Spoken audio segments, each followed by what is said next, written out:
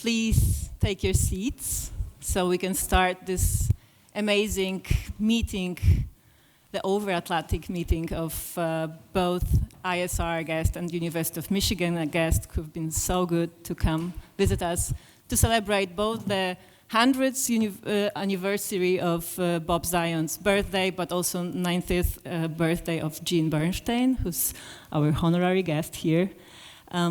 I will be talking a bit more later, but now I want to invite our rector, Professor Sambor Grucza, to open our meeting.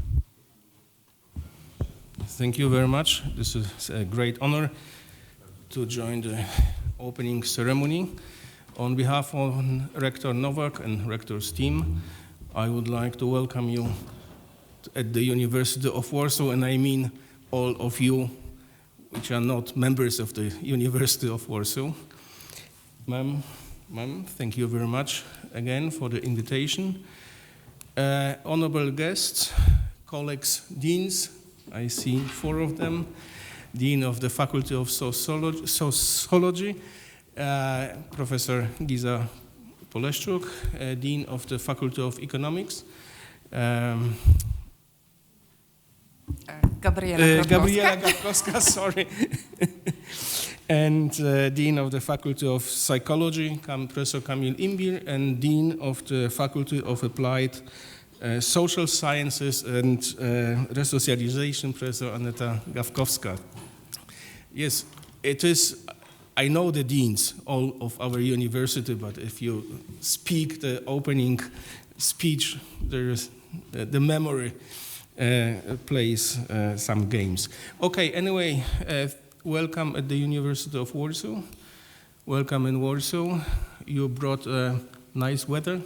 The last some days were rainy days, so I hope you will enjoy not only the conference and not only the university, but Warsaw by a sunny day. I wish you a fruitful discussion, nice talks, nice walks in Warsaw. And thank you very much for organizing this conference in collaboration, University of Michigan and University of Warsaw. It's an added value by every conference if the conference is organized in a collaboration by 2 or more parties. Thank you very much. Thank you. We are really happy to be here, and thank you so much for allowing us to use this beautiful room. And now I would like to ask Kate Cagney, the director of the Institute for Social Research at the University of Michigan, our main partner and a friend, hopefully, to also say a couple of words of invitation. Great. Good morning, everyone. Thank you, Anna. As Anna noted, I'm Kate Cagney, the director of the Institute for Social Research at the University of Michigan. It's my pleasure to be here today and to celebrate and renew this longstanding partnership between the Institute for Social Research and the Institute for Social Studies at the University of Warsaw. I'm going to share some detail about the colleagues and a little bit of history of what brought us together. So for over 3 decades, our institutions have had a close partnership that's fostered exchanges of faculty and students, collaborative research projects, we heard a bit about that yesterday, and exchanges of data. This partnership has created pathways for innovative scholarship, we'll hear a little bit more about that today, in the social sciences, and I would argue beyond. ISS has been an invaluable partner in this endeavor, creating diverse perspectives and expertise to our collective work. So as we renew this partnership, and that's why we have a contingent here from the University of Michigan, we also have the privilege of celebrating 2 remarkable individuals who have played an important role in shaping the field of social science. So I want to take a moment to note them as well, Jean Bernstein and Bob Zajonc, and we're going to hear a bit more about both of them today. Bob was the director of ISR's Research Center for Group Dynamics and launched ISS in 1991. This was made possible through the Memorandum of Agreement between the Rector of the University of Warsaw, the Minister of Science and Higher Education of the Republic of Poland, and the President of the University of Michigan. ISS has been affiliated with the Institute for Social Research ever since that time. It was Bob who connected Jean to Poland, and Jean was also part of the Research Center for Group Dynamics, and after the launch of ISS, he began visiting every year to teach, I believe. almost pretty close to every year, and he's here now. So today, the Eugene and Martha Bernstein University of Warsaw Social Science Scholars Exchange Fund brings Polish students to Michigan to study at one of ISR's 2 summer programs. So in ISR's offices in Michigan, we have a plaque honoring our partnership with ISS. So one celebrates the Eugene and Martha Bernstein University of Warsaw Social Science Scholars Program I just mentioned. And another plaque commemorates the establishment of our partnership with the motto, "May it grow fruitfully." So I hope we will embrace that spirit today, and as we renew this partnership, let's look forward to the growth of our collaboration and exchange of new ideas. And if I had this, I would show you, I'll pass this around later. Here's one of the plaques, and I think one of them was, right there. So I like the symbolism of that. And I just wanted to close too by thanking Grażyna, Anna, and Tomasz for organizing all of this. And I also wanted to note that yesterday, Tomasz introduced me to 2 of my University of Michigan colleagues who I hadn't had the opportunity to meet yet. I've been at the University of Michigan now a couple years, and so I thought that was pretty extraordinary that he was the linchpin, and as we would say, the social network node, bringing us all together and creating such opportunity. So with that, I will hand things back to Anna, but I'm very glad to be here today. Thank you.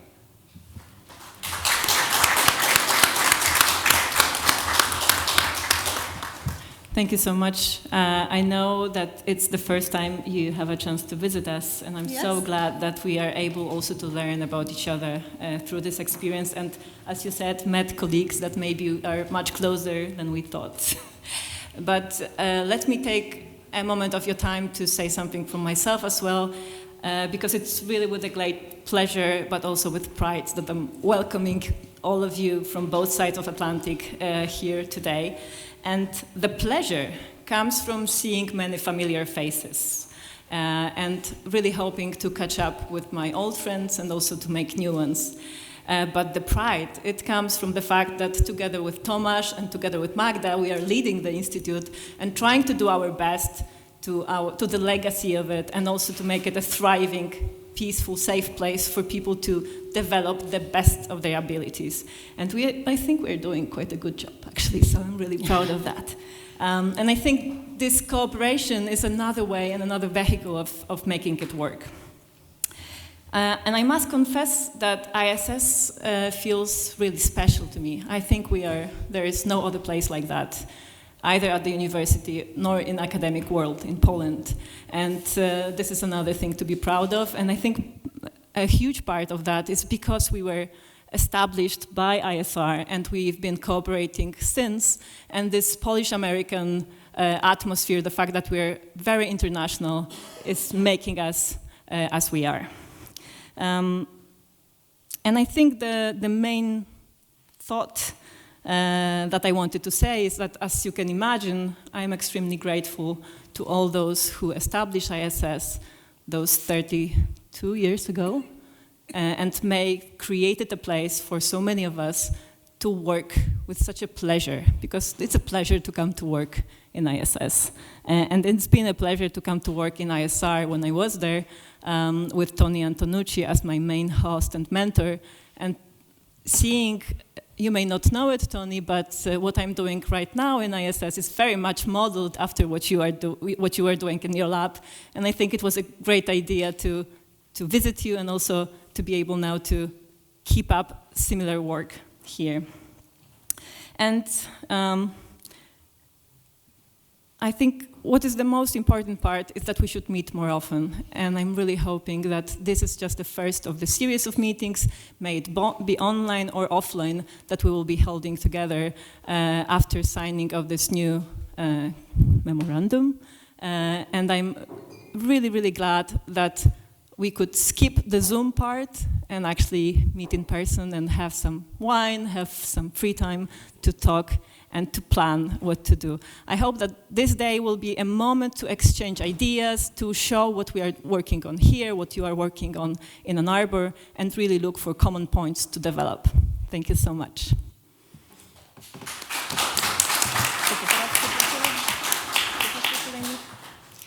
And as you know, we have important partners here at the university. So I would be really happy if the deans of departments that we are closely cooperating with just give us a short commentary on our work together.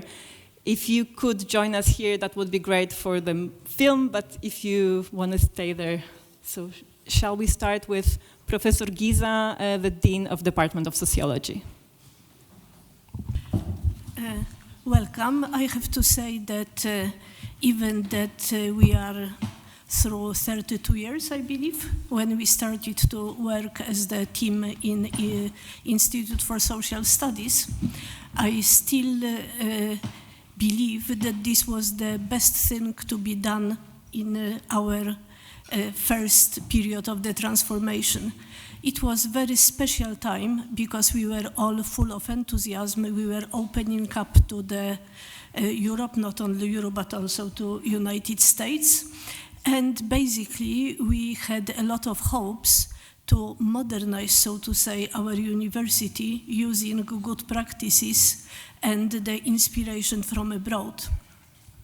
But the enthusiasm that was so specific to our team was also in the American team. I still can remember Bob Zajonc when he was opening up Institute for Social Studies, and then he said that Poland was like a Hubble telescope. This was the very year that Hubble telescope was sent to the space.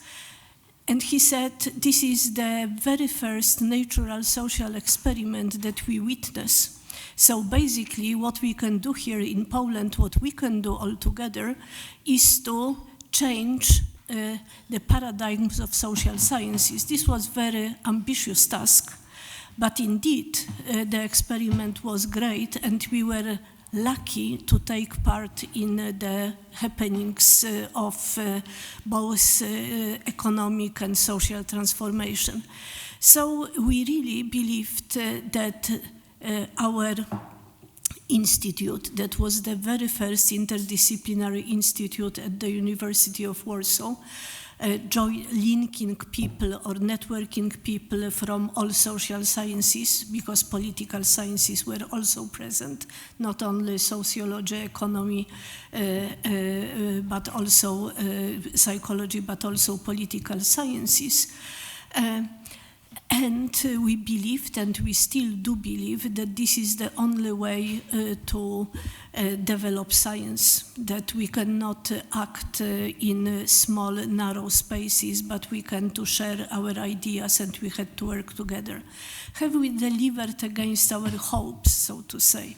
Have we changed the face of social sciences? Most probably not. But Institute, we have. Grażyna, yes, Grażyna was in the very first team, so we worked together. Yeah. And also we have developed quite significant new projects, like, for example, Marek Okulski, Krysia Iglicka, who is with us today, have developed migration studies, and now we have the center that is very well recognized abroad. And especially today, when migration is such a challenge for everybody, and we can also predict that it will only grow, this kind of challenge, we are very well equipped to face it scientifically. So we were very happy. I still can remember that we were perceived maybe like a little bit crazy people, because this was so unusual at the University of Warsaw to join forces at that very days. Now it's still very difficult, let us say, and we are through quite difficult experiences. But if I may add a personal note to this, I still love Institute for Social Sciences, and I still do believe that this is the only way to make sociology great again.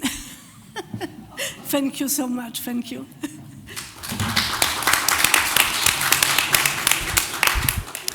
And if I could now invite Professor Grotkowska, Dean of the Department of Economics, to say a few words. Okay. Good morning. First of all, I would like to thank you for the invitation for this beautiful ceremony, beautiful conference. I'm very honored and happy to be able to represent Faculty of Economics during today's Jubilee. When I think about Institute for Social Studies, University of Warsaw, the first word that comes to my mind is avant-garde. And I would like to mention at least three aspects, to highlight at least three aspects of this avant-garde approach to research and academic activity. First of all is the aspect that was already mentioned by Professor Giza, and it is interdisciplinarity. Today it is a very fashionable approach, very fashionable concept, I would even say, in academic word. There are more and more journals of this type, more and more research project grants, etc. 30 years ago, it was truly a very novel and modern approach, very innovative one.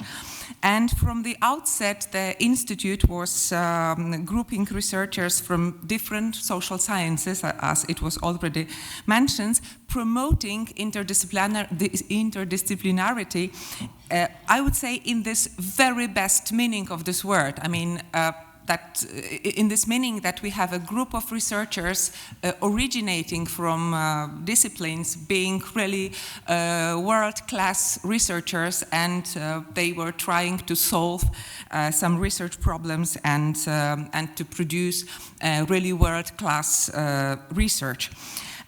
In particular, the Institute was marking the beginning of very dynamic development of behavioral economics. A very, again, modern approach combining psychology and economics. Today, it is a very strong, very dynamic stream, current in economic science. However, at the beginning of the 90s, it was really a starting point, particularly in Poland. After all, it was only 2002 that Daniel Kahneman received Nobel Prize for use of psychological research in economics. So absolutely, Institute was somehow started this approach and this kind of research well before it became so popular and well recognized. And the research conducted in the Institute was really world class. I mean, the results were presented in the most prestigious conferences: Society for Advancement for Behavioral Economics, International Association of Economic Psychology. So really, it was very high quality research. The second aspect is internationalization.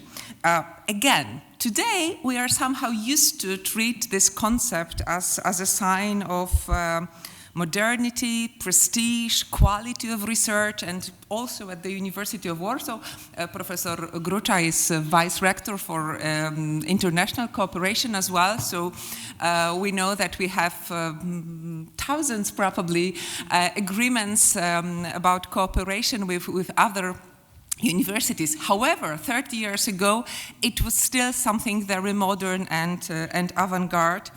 And of course, the fact that the Institute was established as a kind of a sister institution to Institute for Social Research at University of Michigan was something that opened up a very new and unique paths for Polish scholars to develop their academic career. And of course, the role of Professor Robert Zajonc was great there, not only him being a great scholar, but most of all very kind and supporting person. And the first aspect I wanted to mention is a method of funding. From the very beginning, the Institute was funded mainly on the on project grants. And again, today, as we all know, not only in Poland, in other European countries, probably also in the US, it is more and more popular. With some advantages and disadvantages of this system. It is very challenging, and of course it increased uncertainty about our research. So the institute really was using this kind of approach from the very beginning. I would like also to take this opportunity to mention some members of the faculty of my faculty of economics, in the institute's activities. First of all, I wanted to mention Dr. Eva Gutzwaleśny, who was one of the founders of the Institute of Social Studies and the long-standing head of the Center for Economic Research within the Institute. At the beginning of its activities, the center had a large grant devoted to changes in living standard during the transition. This is also the topic that was mentioned by Professor Giza, and subjunctive perception of the changes from individual and social point of view. Later, the center conducted maybe smaller, but also very distinctive projects on the perception of money, financial risk assessment, the role of trust in financial decision-making, business ethics, corruption, and also attitudes toward possible introduction of euro in Poland. So it was really always very important and really meaningful topics also for economic research as well. So in conclusion, I would like to congratulate to the members of the Institute, to the head of the Institute, but most of all to the whole community of the Institute, so much engaged in this active research, and I would like to wish you many more years. I hope that it is only the beginning, and I also hope that this occasion to meet personally after this break of pandemic will also give us a new opportunity maybe to meet, maybe for the first time with many of us, and will also be a start of some new ideas for cooperation. Thank you very much.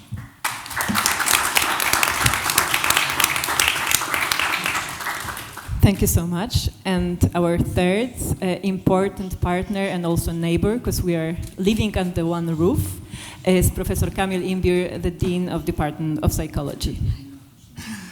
Thank you very much for giving me opportunity to add some words. It's a very important aspect of our work to cooperate with researchers from our discipline, but also with researchers from another disciplines. Here I represent Faculty of Psychology, and psychology benefited a lot thanks to cooperation with University of Michigan. Bob Zajonc influenced the way we at University of Warsaw conduct our studies in psychology. Personally, my PhD was influenced by his way of conducting study, thinking, and his view on psychology. Our cooperation is vivid. I mean, a lot of people creating psychology, working in psychology at University of Warsaw cooperate internationally, and University of Michigan was the first starting point, most important and still very important for us. But another aspect is that cooperation with those two institutes for social sciences gives us opportunity to cross the borders of disciplines. And this is more important in my opinion. Of course, as it was said, in the past it was much harder to cross those barriers. Now it's become a normal practice to engage in a research project specialists from another disciplines, from social sciences, but also also from another disciplines for natural science, for example, in psychology. We need to have a habit to select, to cross disciplines barriers. And I think that our collaboration we're celebrating now gives us a chance to do it and a chance to maintain this cross interdisciplinary cooperation. Thank you very much.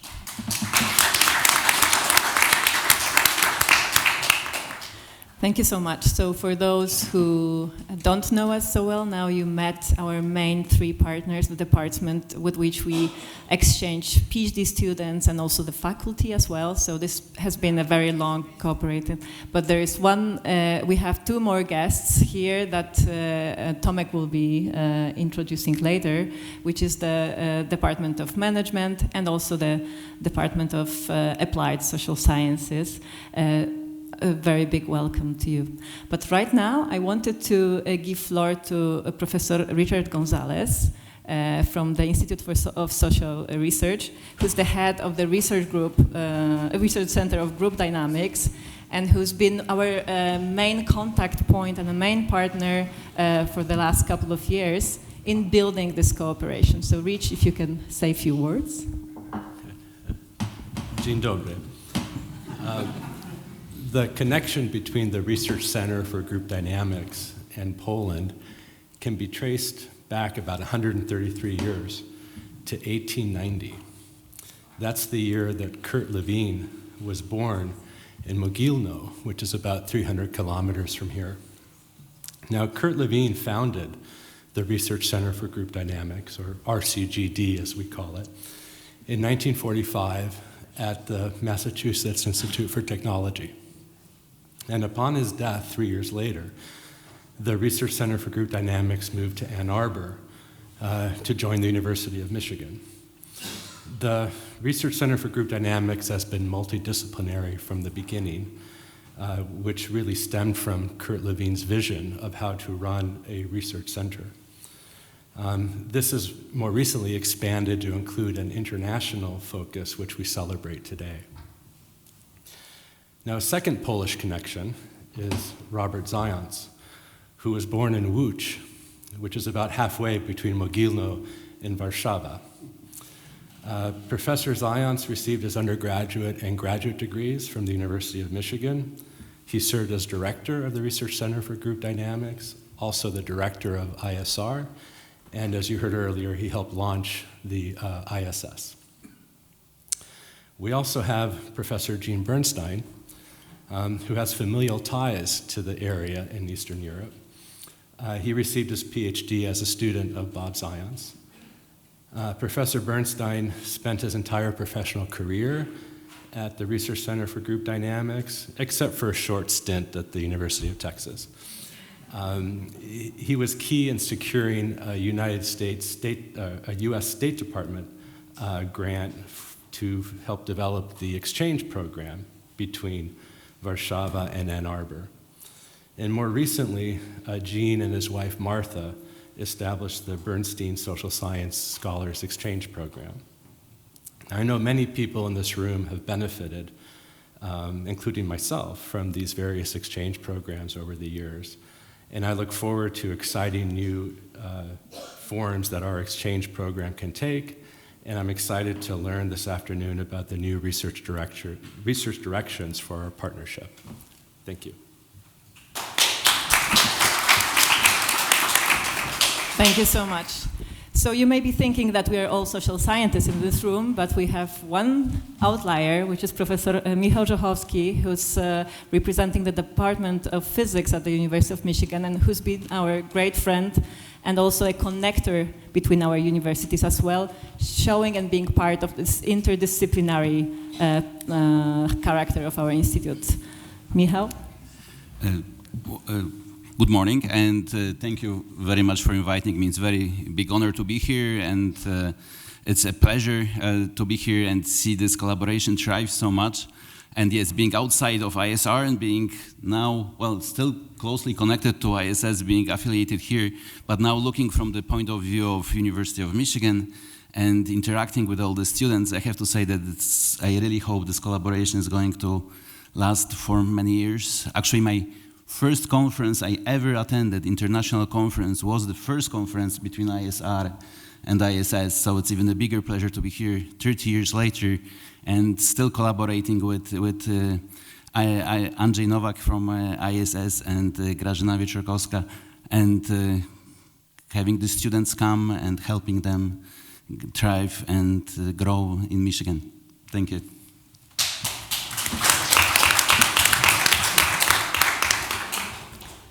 So again, I will take a floor for a moment just to run you through about the main points, what our institute is about, because I guess we need to update all of us. So as you probably heard many times today, we were established in 1991, and our main quality is that we are an independent unit at the University of Warsaw, which makes us very free to shape our research agenda, and we have a lot of freedom because of that. We've been founded in the partnership between Institute for Social Research at the University of Michigan and the University of Warsaw. And it was Deputy Minister Janusz Grzelak who, from our part, negotiated this memorandum at that point, and for this we are really grateful. So what are our original objectives and how do they shape with time? So for sure, the main objective of our institute from the very beginning was to monitor the changes that were going on in Poland with the transformation that were very interesting at that point globally and were observed by many international scholars. So we were really interested in how Polish society changes, moving from communist regime into this system of democratic and market economy. And what is another important part of what we are doing is that most of our research is highly interdisciplinary, which makes us a hard thing to swallow for some, because we are still very much divided into silos and we are trying to do things differently. So this makes it sometimes hard to get projects to prove that we are doing proper sociology while we are working with physicists or we are working with psychologists, but we've been pretty successful in doing that. And we are actually trying to lead this change into real interdisciplinary that we think is the only way forward. And another is that we have so much international cooperation. We have many European Union projects that allow us to connect with colleagues from the huge European consortia. We are also connected to the East European social and behavioral science, which is not less important, especially in current situation. And another really important part of us, which is very much connected to the legacy or connection with ISR, is that we are trying to both establish but also maintain standards for data collection and processing. And you will hear a bit more about our social data archive, which again is something that has been modeled after what ISR is doing. And last but not least, while we are not a teaching institute, we have been training both students and junior scholars in statistical methods and also having quite a good doctoral program and are still trying to give back to junior academics. And thanks to the ICPSR, we've been also able to give them something really special, which is sociological, statistical skills that go beyond boring statistics and become really fun and challenging type of exercise. I was one of those people myself who discovered it can actually be really, really fun to do statistics. It was not at the Institute of Sociology, I must say. So this is, and of course, what was an important moment from the perspective of today's celebration is that in 2010, the Institute was named after Professor Robert Zajonc, whom you all heard about. And another really important moment for us was also when Eugene and Marta Bernstein University of Warsaw Social Science Scholar Exchange Fund was established by Jean and Marta and enable us to have money to continue, because this is sometimes something that even with the best of wills, without money is really hard to sustain. So we are extremely grateful, Jean, for doing this for us. And now I will give floor to Tomek, who is going to say a bit more about our history. Thank you, Anna. About history and structure. So I will start with mentioning our main partners. Some of them were already here presented in the persons of the deans. So these were the deans of the three founding faculties who participated in the original establishment of the institute. So let me remind you that we had Professor Anna Giza, the Dean of the Faculty of Sociology, Professor Gabriela Grotkowska, the Dean of Faculty of Economic Sciences, and Professor Kamil Imbir, the Dean of Faculty of Psychology. But then we closely collaborate with two other faculties, the deans of which are present with us today. That is the Faculty of Management with the Dean Professor Grzegorz Karasiewicz, and Faculty of Applied Sciences, Social Science and Resocialization with the Dean Professor Aneta Gawkowska, who is also with us today. Thank you both for being here and celebrating. We share many common projects, but also common members, because some of ISS members are affiliated with the, actually maybe even majority of active researchers at ISS have their permanent positions in specific faculties while they are affiliated and they run projects in ISS. So we are very grateful to those faculties to allow this collaboration. And besides this fully fledged faculties, we have also other smaller centers, research centers at the University of Warsaw. There are actually quite many of them, just like ISS, which are independent research units, but we have a special relationship with two of them. And this is specifically the Center for European Regional and Local Studies, nicknamed EuroRec, and Professor Agnieszka Olechnicka is the director, the current director of EuroRec. And then the center which was already mentioned, the Center of Migration Research, OBM, with director Professor Paweł Kaczmarczyk, and it was already mentioned for some time of some part of the history of the Center for Migration Research, it used to be one of the sub-centers of ISS, and we are very proud that it grew out so successfully and probably outgrow the ISS. It's a larger institution at the moment, but we keep our collaboration. And what was already mentioned, also that the question of funding, that we have diverse sources on some part of the staff and faculty are financed from the central budget, while we have also quite a lot of grant-based both national and international projects. So part of the members of ISS are financed through those external sources. And then moving to our key partners and projects, it's important to mention the collaboration on membership in the World Value Survey project, which was started by Professor Ronald Englehart from ISR and Professor Renata Siemińska, who is with us today and will speak soon in the next session, is the ISS and, in fact, the Poland's representative in this famous project, which is part of our collaboration with Michigan.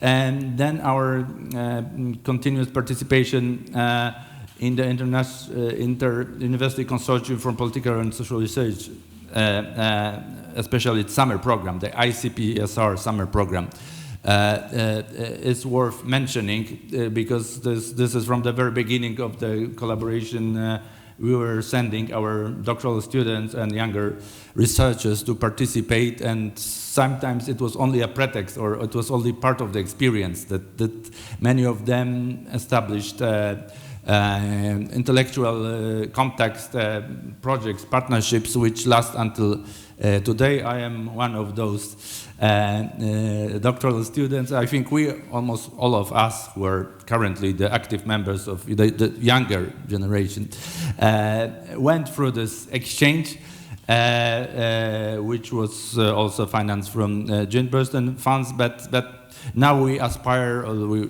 already trying to extend it beyond just attending the summer program, to make those visits more productive and longer, and based not only on attending classes but participating in actual research. And then there are two other institutions in the University of Michigan, which we have collaboration with, and most important of them, besides ISR, of course, which is the most important and original partner, is the Weiser Center for Europe and Eurasia at the University of Michigan, which is currently headed by Geneviève Zubrzycki. And since 2013, we have official collaboration, the Memorandum of Understanding, signed with the Weiser Center for Europe and Eurasia. And actually, I hope that Geneviève Zubrzycki will also participate in this event, but she could not join us, but asked to greet all of us. And we would like also to use this moment to sign renewed memorandums of understanding with the Institute for Social Research, as well as with the Weiser Center for Europe and Eurasia. Professor Cagney was so kind to bring the copies of the memorandum, which are of the two memorandums, which have been already signed by the provost of the University of Michigan and the rector of the University of Warsaw. So now I would like to ask Professor Cagney and Professor Domaradzka to sign the memorandum, the renewed memorandum of understanding between the University of Warsaw and Michigan, and specifically between ISS and ISR, and the Weiser Center for Europe and Eurasia.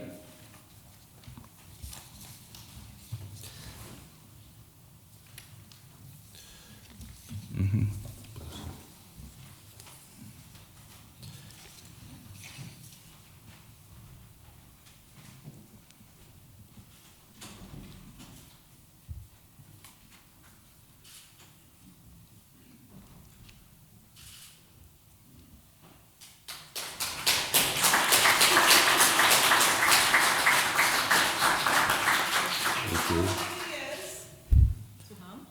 Five years, for 5 more years. So we hope to see you in 5 years again in Warsaw to renew the memorandum. Maybe we should make it shorter.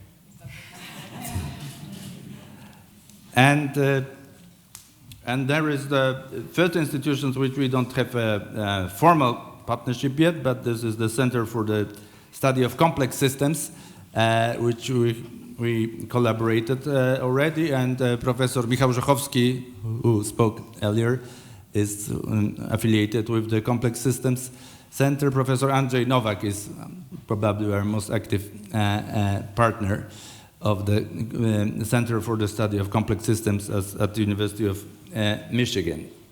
And then the history, again, the former directors of ISS, and as you can see, I am already part of the history of the ISS, and I'm very much proud of it. But I'm very happy that almost all of the former directors are today with us, I think except the second one, Mira Marody, who could not join us, but we have Mirek Kofta here, the founding first director, who will speak also in the next session. We have Grażyna Wieczorkowska, who was behind this event, especially the yesterday wonderful celebration of Jean's 100th anniversary. We have Janusz Jelak, who was already mentioned, who was one of the founding fathers of the partnership. We have Renata Siemińska, who is there, and then finally me, Tomasz Zarycki, the previous director. And to conclude, just let me present the organizational structure of the ISS. I won't discuss it in detail because it's too large and it would take too much time, but just to make you aware, especially those who are not so familiar with ISS, don't collaborate with us so closely, that actually we have quite a large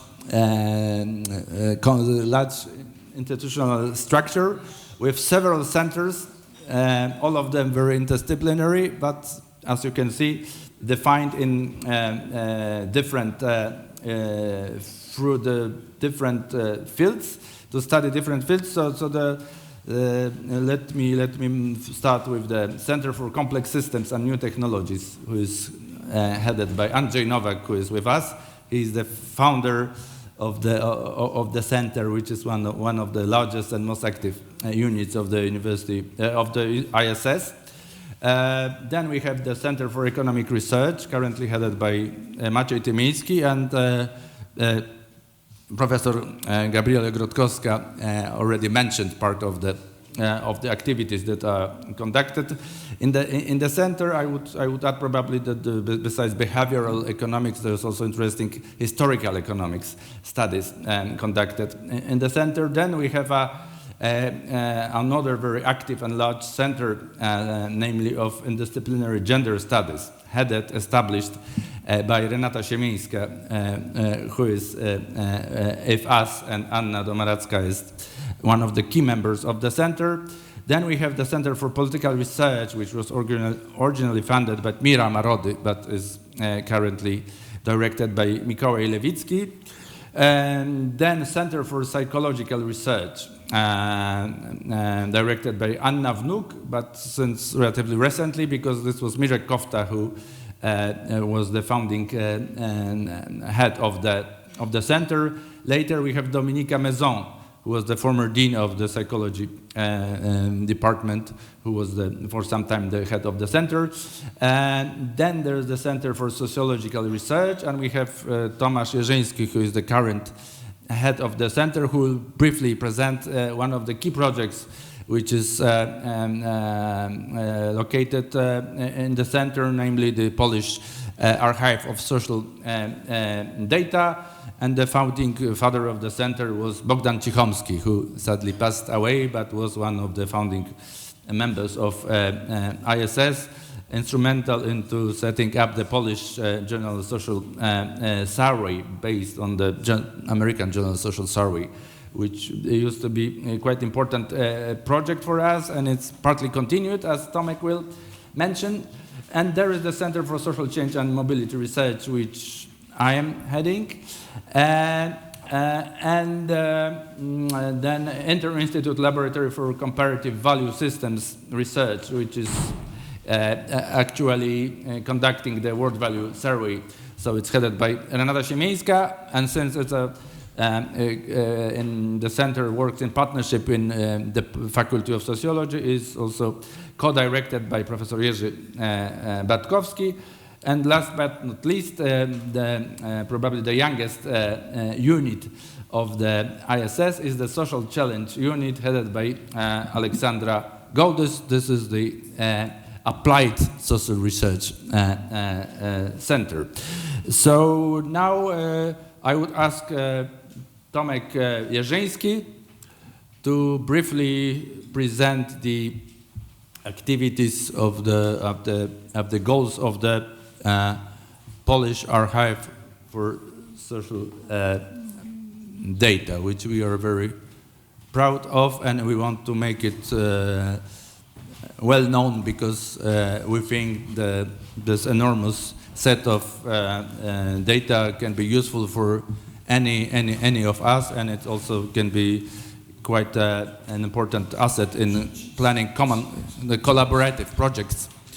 And we also would like to invite all of you who produce data, who run projects, to send the data to be deposited at the archive, because it's a very useful platform for exchange and archivization of social data. So, Tomek, the floor is yours. Or desk. Good morning, I'm Tomasz Jerzyński. I'm working at ISS in the Polish Social Data Archive for quantitative data. Sorry.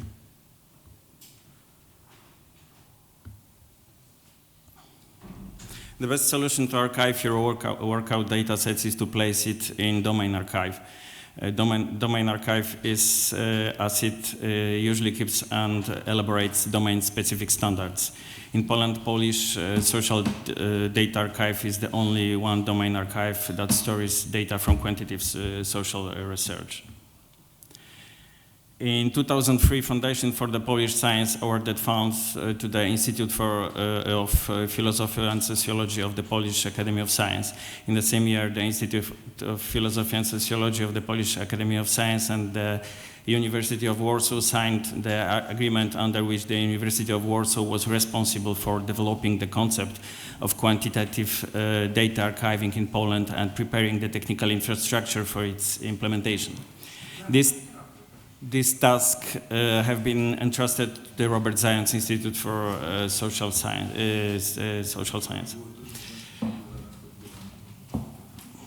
The staff of the archive, namely Marcin Zieliński, which is sitting right, and myself, are responsible for conducting Polish General Social Survey and International Social Survey.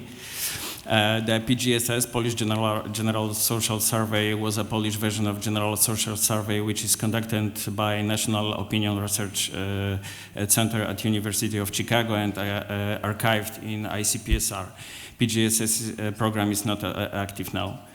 The ISSP is a cross-national collaboration program conducting annual surveys on diverse topics relevant to social sciences. ISSP is archived by Gazi, Germany. We are experienced not only in survey research, but also in data archiving through our collaboration with Inter-University Consortium of Political and Social Research and Gazi's Leibniz Institute for the Social Sciences, and in particular CESDA, Consortium of European Social Science Data Archives.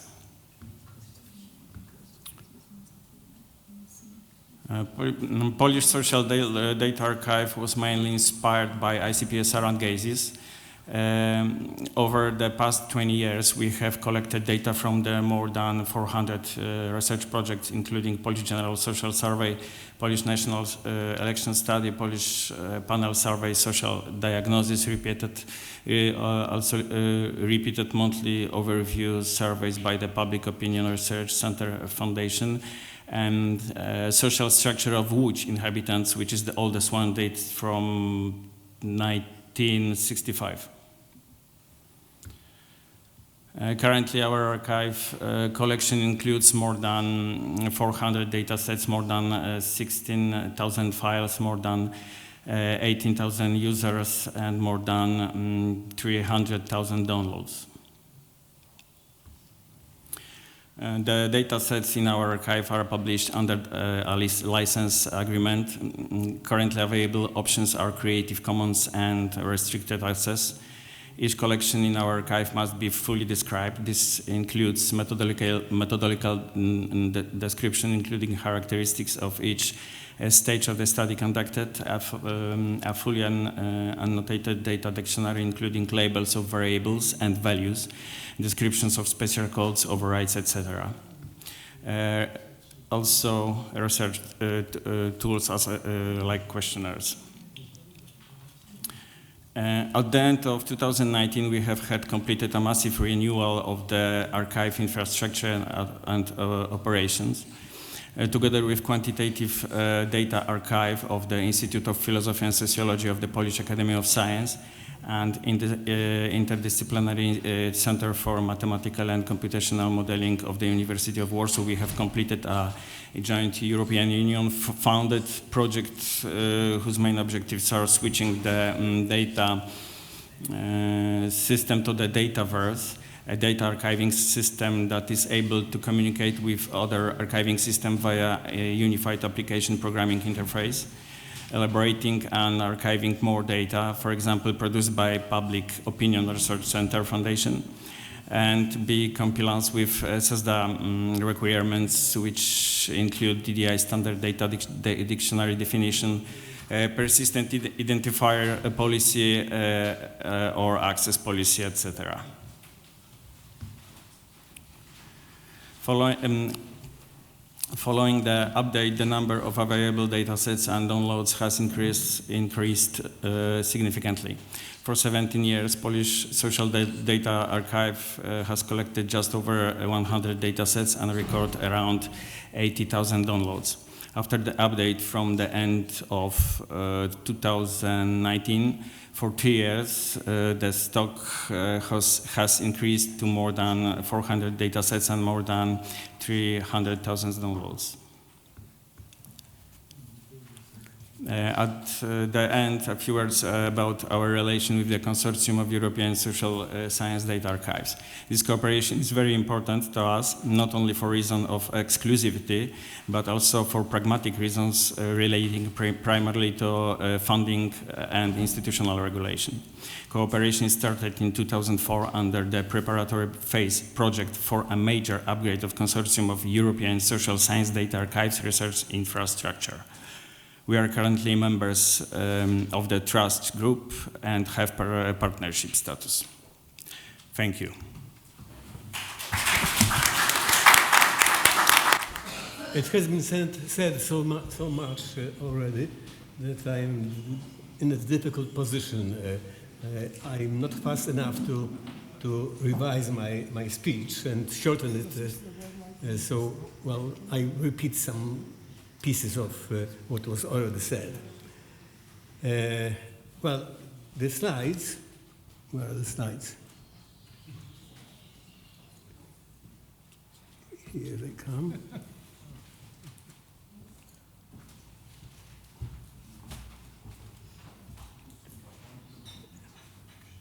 So I'm used to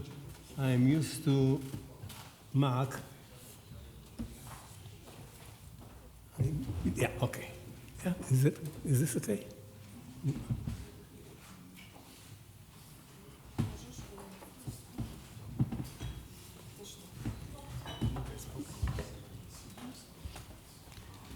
Okay. Well, the slides and my talk correspond to each other at the beginning and at the end. For the rest, they move separately, but without nonsense, I hope. So I've been asked to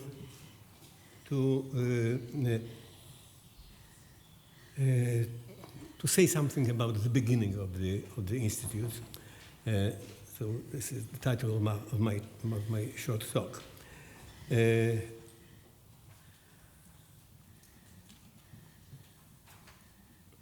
Okay. There was no institute for social studies before Bob Zajonc came to Warsaw. Bob came to Warsaw, and imagine now, fall 1990. He came, he talked to several important people in Poland, and moments after after he left, the institute, appeared on the Polish scene, research scene. Conclusion, Bob was a wizard. Well, he was, but as a matter of fact, the story is longer and much complex. So again, imagine. It is 1990. The Minister of Education of Warsaw, and Bob came to the ministry almost as soon as he arrived in Poland. As usual, he wasn't into foreplay. Almost from the door of my office, I was deputy, as you know, deputy minister then, he got to the point. We have to do this. Well, if we had to, Bob and I talked to important people first. We presented Bob's vision to Professor Henryk Samsonowicz, who was the Minister of Education then. We obtained his strong support, for the idea to create in Poland an interdisciplinary research center that would be affiliated with the Institute for Social Research. Not being in any way biased, not at all, we directed our first steps toward the University of Warsaw. The rector of the university, Professor Kajetan Wróblewski, was the last one who had a chance and had the power to stop the initiative. He did not. He was as enthusiastic as we were. These two meetings were followed by one or two, I don't remember exactly, meetings with leaders of the other teams and centers, research centers, to gain their collaboration and support. It all happened within days. I don't remember either, 7 days or 9 days or 10 days, but days, 33 years ago. Not very large, but a friendly place to live. It was lent to us by the by the Department of Psychology. It deserves appreciation because the department itself didn't have much space. There was no money at all, almost at all. There was at least no money to employ people. All was based on an assumption that the institute, the center, our center, is a kind of special club. It grouped people who wanted to study social changes together, regardless of their affiliations, people coming from various disciplines, various universities, and the various departments of our university, and from other units, centers, places, basically in Warsaw, but not only.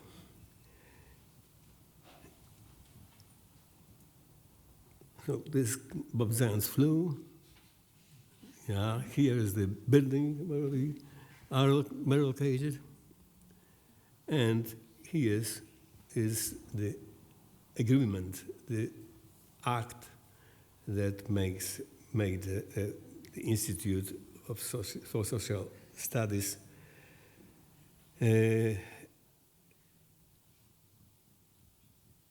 official. This is a kind of bad quality, very bad quality scan, but you can see at the margin, at the top right, top left corner, is addressed to Professor Mirek Kofta, who was the first, as you know, the first director of the ISS. Well, as I said, Bob said, we have to do this. What does this mean? Well, Bob Zajonc had a strong conviction that great things were happening in Central and Eastern Europe. We shared this opinion. An obvious duty of social scientists, he thought, was to carefully observe unique systemic changes, investigate their determinants and their consequences at macro, social, and individual psychological level. There are other social research institutions existing in Poland, yes, but none of them had as much interdisciplinary character as it was needed. Initially, his perhaps only a dream, maybe only a dream, was that such research centers like ISS would be established in various regions of the world where systemic changes were taking place. Each of these centers would inspire, support, and coordinate research in its regions. The Institute for Social Research would act as a hub. Some of this again, started happening when Bob was the director of the ISR. This was the aim of the working conference in Paris, organized by Bob Zajonc. David Federman, his successor, organized a similar conference in Cape Town, South Africa. But now coming back to Poland. Here are now some slides that are not necessarily related, or they are related. This is an act establishing collaboration between Warsaw University and the Institute for Social Research. What was so important in creating the ISS? What made the ISS project attractive to Polish scholars? The opportunities. First of all, as previously said, it was an opportunity to explore unique systemic social changes in different social settings and from different theoretical perspectives, to run studies that could be compared with those in other countries. PGSS, already mentioned, was the best example, or is the best example. Bogdan Cichomski and Tomasz Jerzyński, and some others, following the general social survey, created a cyclical, very extensive survey in Poland called Polish General Social Survey, one of our flag research. In general, the ISS, as a twin institution of the ISR, created an opportunity for joint research with the world's leading social scientists. Well, a few more words. Maybe some words about the context. After the Second World War, Poland, less than other countries in the communist bloc, but nevertheless was very isolated from the West. This was especially true in the case of social sciences. During the Stalinist period years and some periods after, Western books and periodicals were not available at all. Trips to the West were very, very rare. In short, there were relatively better years like late 50s, 70s, and the Solidarity period above all, and the worst years, like 40s, most of the 60s, and some others. And yet, some contacts with the West were smoldering. Can I say this? Smoldering? Smoldering thanks to the smuggling of books, journals, and xerocopies. Among the smugglers were Janusz Rajkowski, is he still here? Yeah, he is. Andrzej Malewski, Stefan Nowak, Andrzej's father, Leszek Balcerowicz, and others. I myself began my studies with the then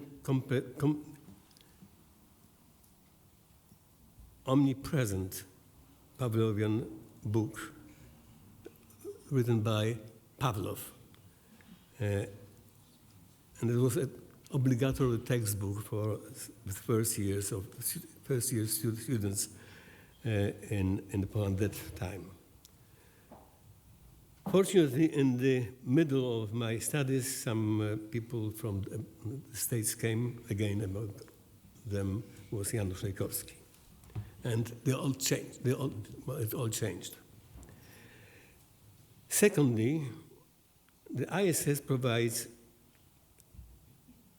teaching opportunities for young scientists, help them to master their skills, and this is thanks to numerous scientific conferences, thanks to scientific exchange programs, to well-known summer schools run by University of Michigan, already mentioned, among others, ISR schools, and thanks to similar events in Poland. Some of them also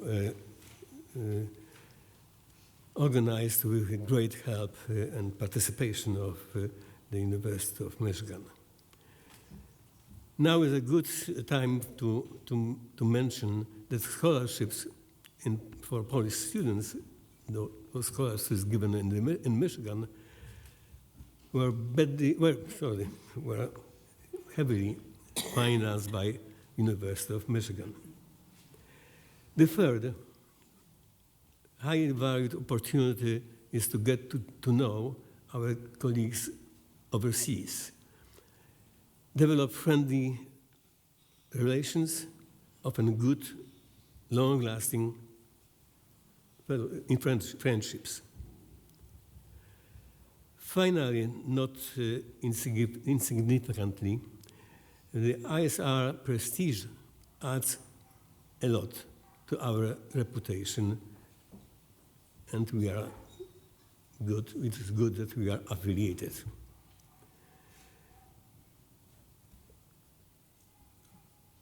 Now, some people kindly say that I was a co-founder of the ISS.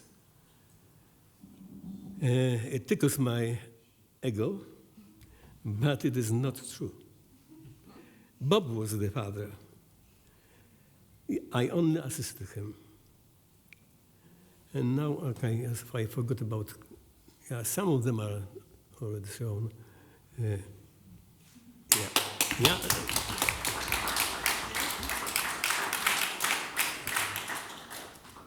I just wanted to add two sentences, I think. So it is the end, almost the end. you may understand now why the following pictures, and now I show the pictures. It would be good to go back. Back. Yeah. Well, as I said, I'm not used to PCs. This way? Yeah. Yeah. Thank you. Yeah. Yeah. Richard? We are going to have this vodka at the dinner. So. Again. Back. The favorite vodka. Back. One back. Jeden wstecz. Dobrze. Okay, and you can imagine that, it is, those who don't know the building on Stawki, on the first floor, as you saw it, and the other picture, is an entrance to the ISS, and it is closed, by the iron gate, heavy iron gate, and locked by two lock pads. And you can now imagine that these pictures makes me a little bit sentimental. They are symbolic too. When you see it's closed and now it's open. Thank you very much. I have a lot of fond memories of Bob, Hazel, their family, including Grucza. But one memory that really stands out in my mind is when I visited his office, which is right in front of my student office at the ISR, and I shared my wonderful, beautiful ideas to him. Always that I do this, he fell into sleep like this. And after a while, I discussed my brilliant ideas. He gradually, slowly opened his eyes and said, "Oh, Shinobu, that's too complicated." Shinobu, did you know, maybe everything you said could be right 50%. Once you have million different such propositions, combined probability of everything being right simultaneously is infinitely close to zero. So you are most likely to be wrong. Do you get it? Well, I said, oh yeah, I sort of. So anyway, that's a really wonderful memory and great lesson for me. And beauty of Bob's scholarship was to simplify things. His intellect was kind of an essentialism in its best. So you try to see very complex phenomenon and try to understand the essence of it. That's a spirit of essentialism, even though essentialism is such a bad reputation these days, especially in the United States. It's a good thing. You really have to peer through the complicated phenomenon and try to understand the essence of it. That's how one very important lesson I got from Bob. Now, one idea that came out from the self-made tradition of kind of essentialism in the best way is the idea of psychological unconscious. So here's an American psychologist classic quite a few years ago. And here he argued that, there's a lot of things going on before you become aware of whatever you might be aware of. For him, this thing that's going on under the conscious awareness was affect and emotion. So here's the idea. So you really don't need to think to get your emotion. Emotion can be spontaneous, reactive, and that can precede cognition and in fact color your cognition. Now, subsequently, lots of people came in, especially, some of his best students, Murphy, of course, John Bartsch, Paula Pietromonaco, and Piotr Winkilman, another Polish product. And they really elaborated on this idea and to show that, in fact, there are lots of things going on under the conscious threshold, and that can shape subsequent cognitive activities. Now, that even cognitive psychologists have been influenced. So that now up to this point, I think many people agree of the field that lots of things going on under the conscious awareness, that's really the driver of your conscious thought. Now, what do I say after reflecting on what happened over the next half century after this idea was proposed? I think Bob was absolutely right, but also I would say, you know, consciousness might not merely be psychological, but it could also be cultural, the point I want to get back to shortly. Now, another idea which is very brilliant in part because it's simple. Well, simplicity doesn't guarantee that your idea is excellent, right? Idea needs to be simple and also very good. This wonderful idea was idea about mere exposure. And he said something like, okay, you may be attracted to a stimulus when you are repeatedly exposed to this stimulus. This mere exposure is sufficient to produce attraction to it. And in fact, this simple idea generated lots of research. Well, surely Sierra did lots of research, and many other people did lots of things. And to me, this idea is very, very interesting because, in part because this idea seemed to inform what I study, that is cultural behaviors. You know, if you are exposed to Chinese food every day, you seem to be attracted to Chinese food. You are exposed to psychology every day or physics every day, you are attracted to your own discipline. So there must be something going on. But this idea of mere exposure is very enigmatic, puzzling. Why? Well, because Bob insisted that it must be mere exposure. So almost once you come up with the reasons for this phenomenon, the phenomenon doesn't seem to be mere anymore. So, you know, some people proposed, including Piotr Winkleman and Norbert Schwartz, they propose that mere exposure happens because mere exposure to the stimulus can increase the fluency, perceptual fluency of the stimulus, and this perceptual fluency is connected to increased liking. Yeah, that's fine, but is that mere exposure? It doesn't seem like it.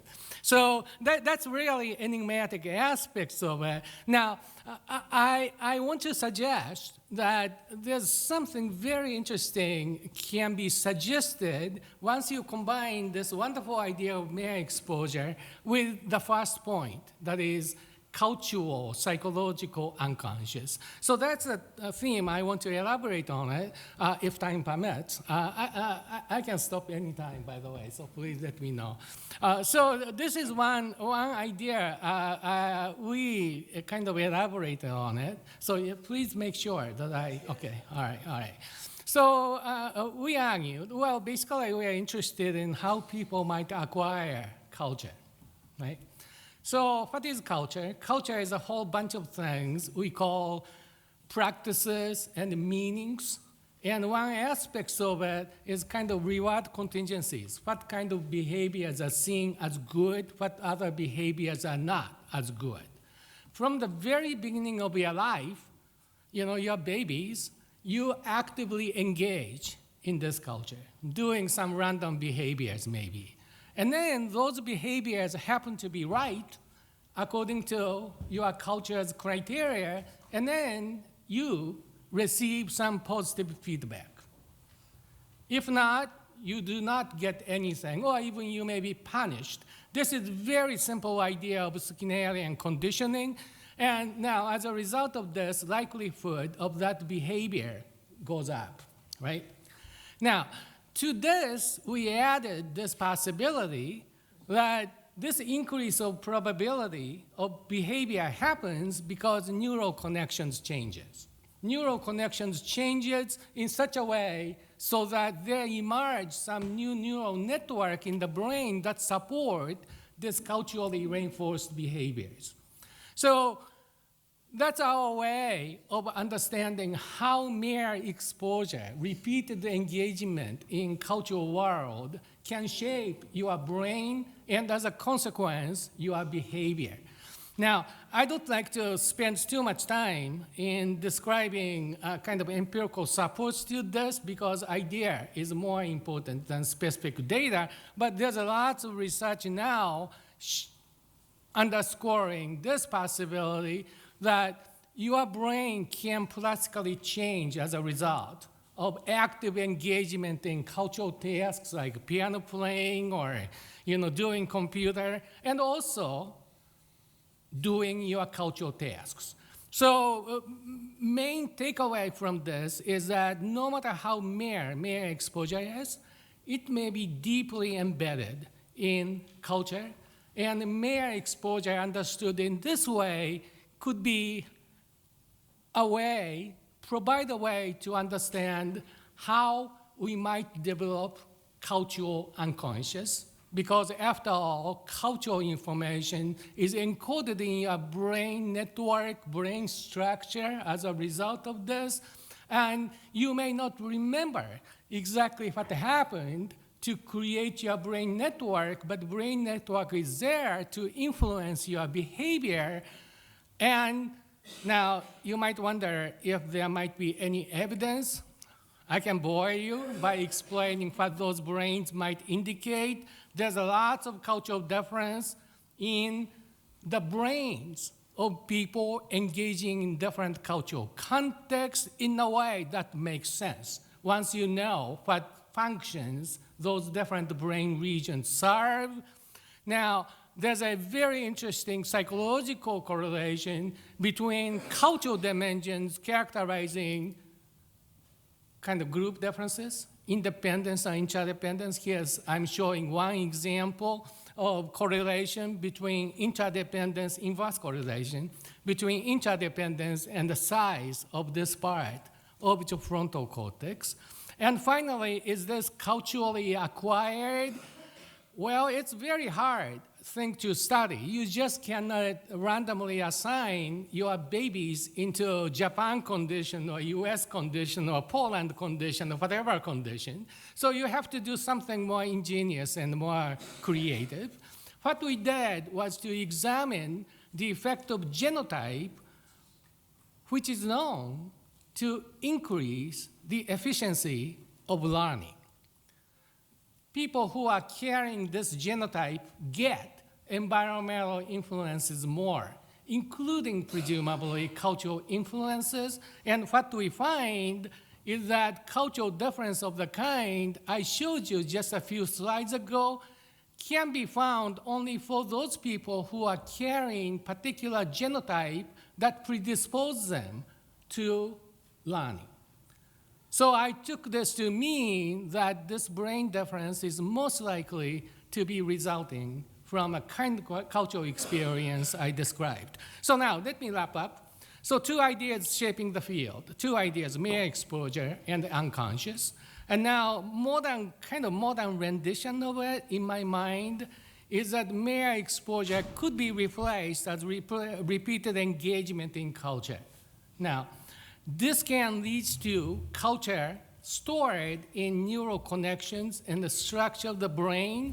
Now, those two are tightly connected so that your repeated engagement in culture can change your brain, and then that can produce cognition, emotion, and motivation, and a whole bunch of other things, which essentially constitute active agents. So that once brain gets changed, that brain tends to reproduce the same, more or less identical cultural world. And yet, those are agents, meaning that they carry some freedom of a sort, so that this kind of point of view encompasses the possibility that sometimes those active agents work hard to try to change the very culture from which they are coming from. So, thank you very much. Thank you very much.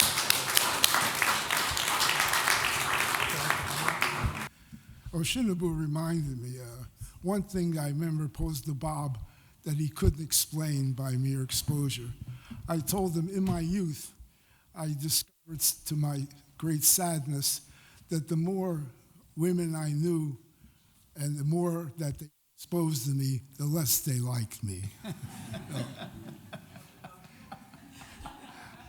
I thought that was a big counter-evidence to the mere exposure effect. He never cited that. So, I was probably Bob's first student. Bob, we both came through the same track at the University of Michigan, but Bob was way ahead of me. It was a program that doesn't exist anymore. It was called the Doctoral Program in Social Psychology, which was a combined program overseen by the Department of Psychology and the Department of Sociology. And there were some very good students, people that you would, most of them, I would say about of the students, maybe 50% came from psychology, maybe a little more. Then the rest were sociologists, and there were always a few political scientists, graduate students. For example, I remember sitting in one of the seminars, and one of the students there was Phil Converse, who became a very prominent and distinguished political scientist. And there are other people like that. And the faculty at that time was quite interesting at Michigan. You had people teaching there like Festinger, Kurt Bach, and that was before my time, but that's when Bob was there. In fact, Bob once, one characteristic about Bob, he was not shy about his ability as a scientist. And I remember him telling me once that, he said, Gene, you know, the only guy I knew that I met that was smarter than me was Leon Festinger. I said, oh, that's interesting. But that was, I never met Leon Festinger, but I thought, geez, he must be very, very smart.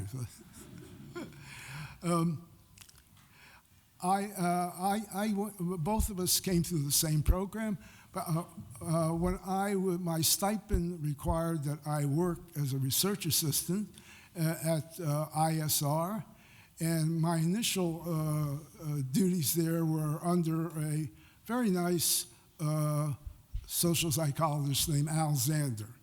I was supposed to work with Doc Cartwright, but at that time, Doc Cartwright no longer became interested in research. He was doing mathematics and graph theory, and so I worked with Zander for a year until he retired.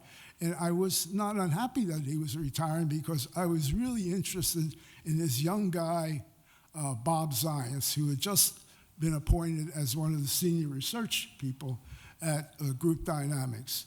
And Bob still, he was full of ideas and very welcoming. At that time, the architecture, the buildings were quite different than now. There are some similarities between ISS and ISR in that both the buildings that they were in at that time when I was first started there had a difficult history. I was told that the building on Stavky was, during the Second World War, was the headquarters for the Gestapo. And the building that we were housed in at ISR was an old part of the hospital that was dedicated to the treatment of venereal disease. So we had but it was quite comfortable. You had big offices, the windows that opened, and people were going from office to office talking with each other. And when I first met Bob, he still bore some of the scars of his experience during the war in Europe. He had several teeth missing. He smoked a lot.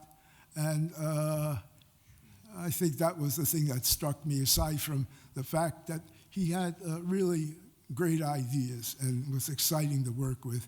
And it was a very happy time for me working with Bob. He encouraged me a great deal, and he also made it important that I try to have some connection to Poland. And I told him it was not such a problem for me because both my parents came from Ukraine, and I felt that this was close enough to Poland to make me at least a partial Pole. But he was the one that wanted me to come to Poland. He had often had Polish visitors, social psychologists that I think were friends of him, that knew him. The first one I remembered that visited Bob that I had met was, I recall his name was Stan Mika. I also met Janusz was there, Rakowski, a number of people.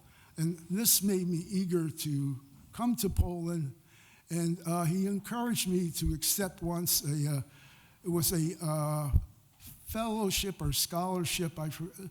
It was a sum of money to teach at a summer seminar that was sponsored by a European Psychological Association. And it was in this summer seminar that I actually met Grażyna Żochowska. So, and this was my connection to Poland through Bob, and it's been a very happy one, and I hope it can continue for quite a while. Thank you very much.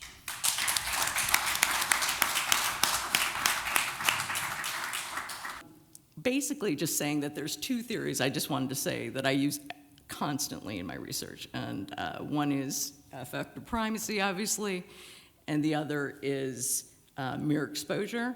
And again, really, the motivational point is that I want to keep Bob's memory alive, but also his theories alive. And I think that they're very applicable to the research I do. I think they're evergreen in that way. And I just thought I would also throw out a quote from Bob from 1960. It says, "People like to make sense of their world, but they also like to seek out the magician, to be entertained by the incongruity." And I just wanted to, again, in Bob's honor, I want to throw out a really half-baked idea that what if positive and negative affect simultaneously are, in some sense, incongruous or dissonant? And again, what would happen if you entertain people by making them laugh? Okay, so I figure this is the part of the talk that I shouldn't cut because it's funny. So I thought I would try to give you some examples of my work where very quick little film clips of something I do called entertainment education, which is essentially inserting educational content in entertainment messages. And it's really a strategy used worldwide, more so in Europe and other countries than the US. But I've been doing it in the US and in developing countries a lot since leaving. Everyone's been asking, what is Sheila doing here and what does she do? So I thought I would just give you two quick examples. One of this example of using this sort of incongruous affect to try to break through sort of what's a really overwhelming sort of media storm we're all being given every day. And one is something I did with the BBC in 2009, where we tried to normalize condoms. Now this was actually this was a problem because saying the word condom in India was taboo. They used euphemisms like cabbage, which has sort of put me off corned beef and cabbage, actually. So we were to encourage the general public to discuss condoms. We wanted to destigmatize the word, reposition condom users as responsible and manly and sexy. Excuse me. So here we go, let's try this. बड़ी भूख लगी है kulfi try कर लो वाह बेटा नया phone देखिए चाचा जी देखिए देखिए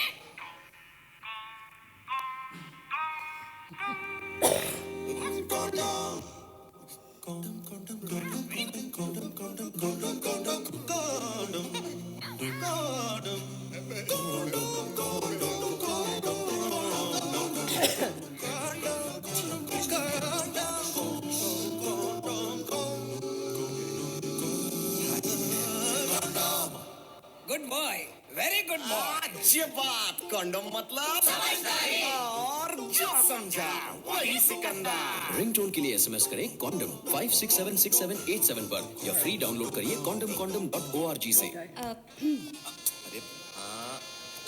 बड़ी भूख लगी है। कुल्फी ट्राई करना। Sorry. So anyway, this was a very successful part of a very successful PSA campaign, and according to the Nielsen audience, this was Gates funded, and so he really wanted an objective measure of success, not just that we showed it on television, but actual condom sales rose 10%, 8 to 10% in India during the time of this campaign. But really more importantly, for lasting change, you really have to change the social norms. And so we did a lot of survey work in India to show that actually, even little old ladies were saying the word condom after this campaign. And by the way, this means smart. So that's an example of how you might try to use this sort of affective incongruity to try to make people pay attention, to cut through sort of the overwhelming amount of media we're sort of confronted with on a daily basis. Here's another one that's more recent. During COVID, I worked with the County of LA, the City of LA, and ultimately the federal government to create short films myself that with my team, and essentially I'm just going to show you a brief clip from one of them. There were 6 very prevalent myths about what the vaccine would do to you, and so the point of these was always to confront the myth using narrative, and we know that narratives work for a lot of reasons. I'm not going to go into them here. I teach a whole course on it. But very briefly, I'm just going to show you a clip. The characters, these are the parents of the kids who are playing the soccer game, sitting on the sidelines, and all I want to note is that this is how we are essentially trying to counter the misinformation here that this vaccine causes infertility or erectile dysfunction. So, just to see if you're awake. And I got vaccinated. Not only to protect ourselves, but also my mom. And my little one, Anna. She's still too young to get the vaccine. Hey, Coach, I hope that vaccine gave them super strength and super speed, or else we're looking at another 0 on the scoreboard. Don't worry, we'll do just fine. Want to make it interesting? $20 says we lose. Again. Why would you bet against your own team? We're on the same side. So that's a no? You scared? The vaccine make your pee-pee soft? I'll take that bet, Robert. Huh? You heard me. I'll take the bet. Just so we're clear, you're saying that you want to bet that if we lose, I would win... $20, that is correct. But if they win, you get yourself and Ricky vaccinated. And you'll shut up for the rest of the season. No way, keep your money. I'm not going to risk my manhood for a couple bucks. You know the vaccine doesn't cause impotence. Oh, yeah? What about that guy? What's his name, from accounting? Oh, he wasn't vaccinated. Erectile dysfunction was a side effect from actually getting COVID. What? Nah. I'm telling you, man, it's true. Side effects from COVID are way worse than the possible side effects from the vaccine. A New England Journal of Medicine study found that the vaccine has no effect on erectile dysfunction. However, a mild COVID infection could, How do you know all this? I did my research, man. I'm all vaxxed up. Okay, there you go. So this was shown to all the parents of LA Unified School District, which are 500,000 currently. So if you want to see the whole thing, it's on Vaccinate LA's website. We had to take out this is not the PG version for the kids. We took out that scene, but for the fathers, it was very important. The character here actually represents one of the problem groups, which are white males. And that was sort of who we were targeting with that. And then just very briefly, I'm just going to flip through some slides. I also work with television shows. And so, for example, we can show different health. We try to make sure that the health information that's being conveyed on the television shows is accurate. Otherwise, the writers will just make something up. That's what they are used to doing. We try at Hollywood Health and Society, which is a collaboration between the Centers for Disease Control and the Annenberg School, we try to ask them, could you please make the symptoms, you know, the prognosis, et cetera, correct, right? And as long as we make it easy for them, they're willing to do this. And so, for example, we would get a storyline on ER. We would have the correct information about BRCA, the breast cancer gene, such as the fact that 85% of people who have the gene will eventually get cancer of the breast or ovaries, and they may decide to get a prophylactic double mastectomy. However, what was interesting of this particular study is that we showed this on two different studies. One was on, if you remember back, an ER, and one on Grey's Anatomy. They were shown in the same month, so we were able to show for the first time that actually showing the same information on multiple stories, we weren't sure it would transfer, but it did. Okay, and also it caused them to be more likely to schedule a breast cancer screening. If two storylines work, why not 26? And so actually we showed organ donation shortages on 26 different primetime shows, and actually it really helped at Hollywood Health and Society, and we really helped to sort of get rid of of an organ donor shortage in the United States. So mere exposure works. And again, very briefly, it doesn't have to be television. I just want to show very briefly that this is one that we did. It's about trying to get Latinas to get screened for cervical cancer. 2 out of every 3 Latinas in LA County had never had a Pap test in 2010. Maybe you could exploit the jacaranda tree's annual bloom, which is what we did in this campaign called Es Tiempo, or It's Time. Here's the logo we developed in addition to the jacaranda annual bloom. Yeah, and add a little guilt in there. As Shinobu says, Latinas are very sensitive about their families, so why not point out that, what happens to your children if you die? I hate to say it, but essentially, that's much more motivational to them than just asking them to think about themselves. And again, women said they didn't know where to go, so we provided sort of what we call wayfinding in the community by identifying clinics with the same logo, so they knew that they could go there, it was safe, they wouldn't be turned into the government. And now, 10 years later, 2 out of every 3 Latinas in LA County has had a Pap test for cervical cancer. So I just want to show you that mere exposure works, and thank you.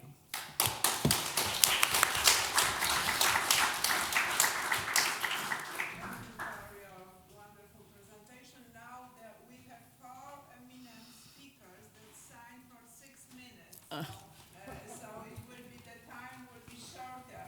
Professor Robert Zajonc, our guest of honor, please start.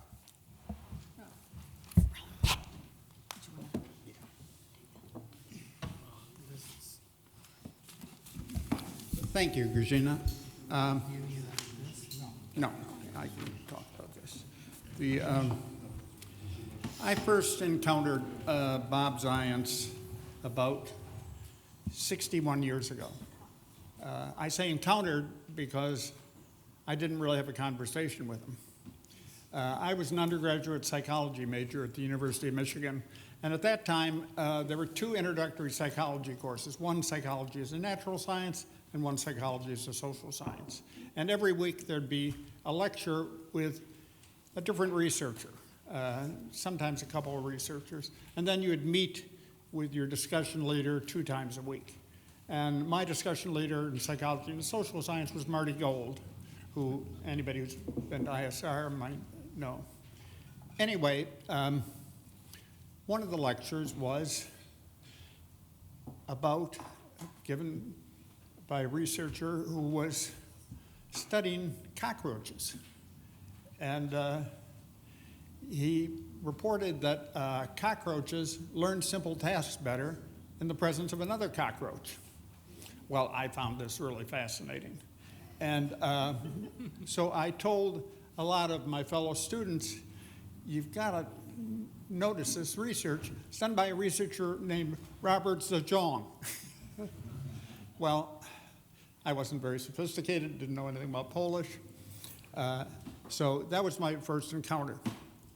Now, skip ahead about 15 years later to 1978. By that time, I had a PhD and had been an assistant professor at Yale for 5 years and met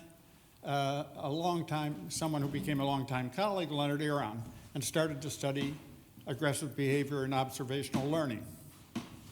And Len had fought in the war and felt very connected to a lot of people in Europe and had been to Poland. And in 1978, an organization called IRIX, International Research Exchange, offered a fellowship for a young researcher to spend a semester in Poland teaching. And Len said, Raul, you've got to apply for that. You've got to go to Poland. We need to do some research in Poland. So I did, and I got it. So then I spent the semester at Wrocław University, in which I learned a lot. One of the first things I learned was that it was Robert Zajonc, not Zajonc. And I learned a lot of other things about psychology, and I also learned things about Polish culture. Like at that time, 1978, if you wanted to go skiing in Karpacz, which I did with some other young assistants, there was a black market in ski tickets, there was a black market in ski rentals. You had to do all that in the black market. And I also learned about Polish vodka and Polish parties, but that's another story for another time.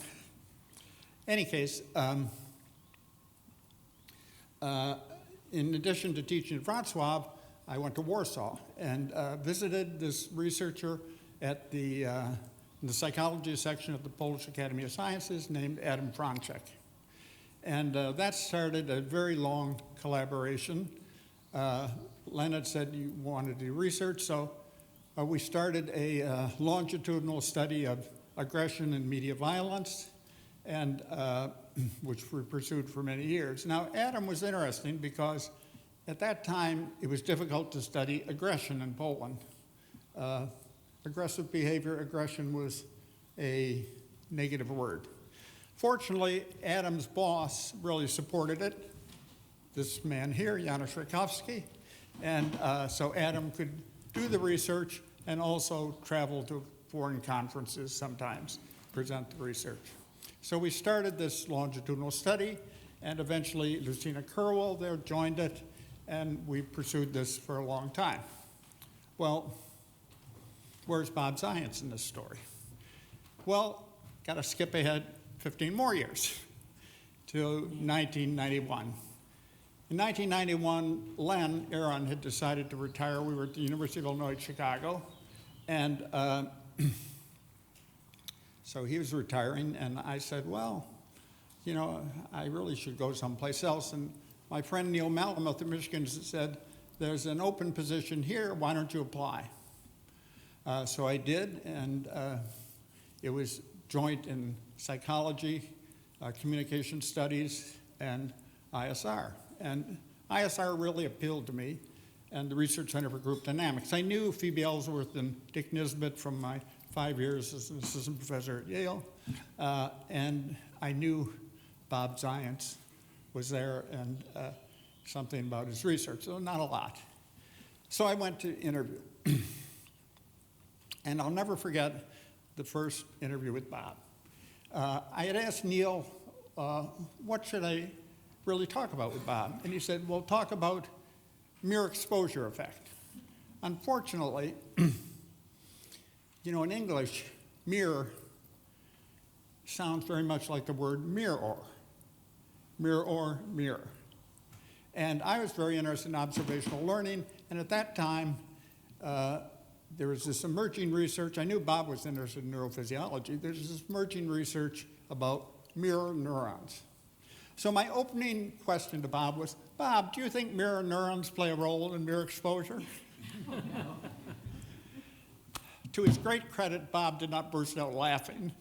He smiled and actually led into a serious discussion about the similarity of mirror exposure effects to observational learning. Also, to his great credit, he hired me. And I had many more conversations with him. At that time at ISR, on the 6th floor, there was a place we called the Top of the Eye, which had these round tables and a cafeteria. And when Bob was not walking with Jean and eating candy bars, he would go up to the 6th floor and sit at a table and welcome anybody who came there to talk to him, and it was great. So whenever possible, I'd go up and talk with him. We had some great conversations. And Bob had this unique ability to be able to tell someone that their ideas were basically nonsense without really offending them. And one of the reasons is because he always smiled. I cannot remember him without a smile on his face. You know, his own research shows when you smile, it cools your brain, and cooling your brain makes you feel good. And also, you know, we know humans imitate facial expressions, so everybody around the table would smile and they'd all feel good. So it was a very positive experience. I should have said Ethan also, probably when Bob, when I said that first faux pas to Bob, I probably said to myself, Raoul, Bob doesn't think you're an idiot, which helped me survive it. I was thinking about that when I heard you talk yesterday. Anyway, I didn't know Bob long, but every interaction with him just made me feel great. And he gave me so much information. It's, you know, the thing I think I miss most about him probably is not having him to interact with in those conversations. That, to me, is the real personal loss with Bob. Thank you very much. Wow. Thanks a lot of working with us, teaching during the summer school, and now I will ask Professor Renata Siemińska, who was who took the post of being the director for 10 years. And this is the longest directorship, if I can say. Okay.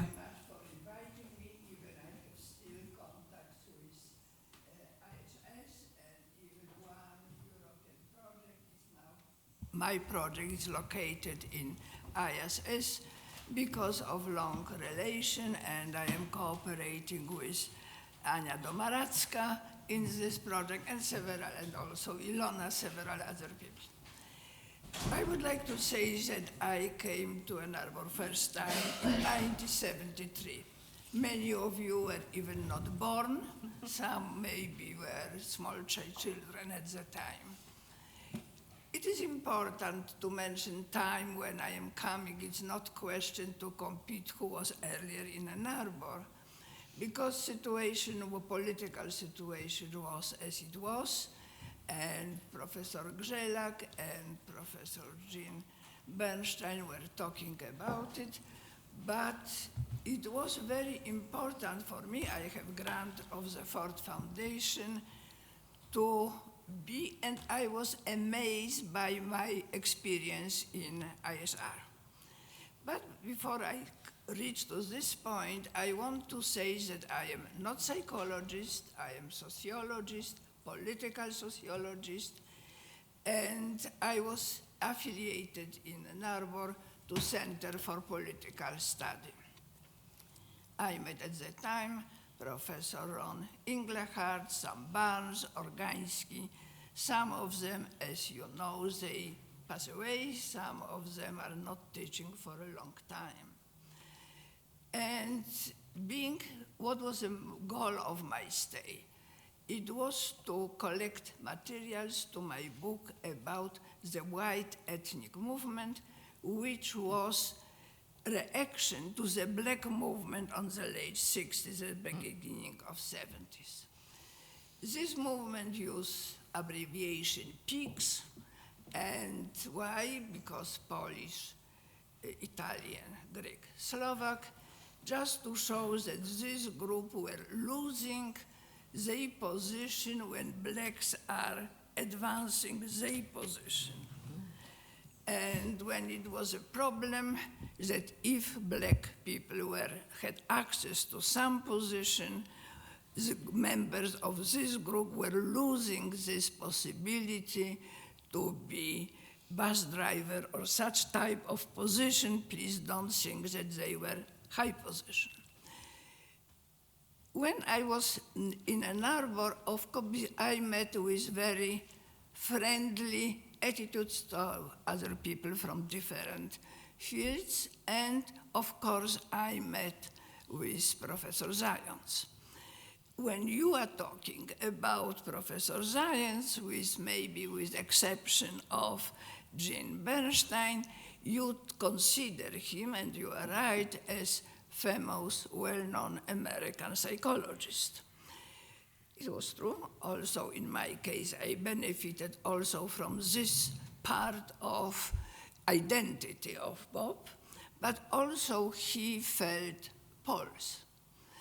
And this was very important from my point of view of this too, because he just facilitated my access to Polish academic community in Ann Arbor and non-academic community there.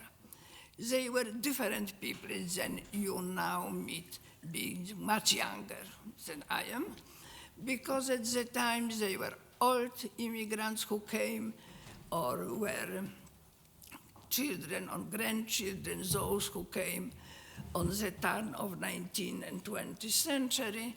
And they were people like Bob who came after the World War II.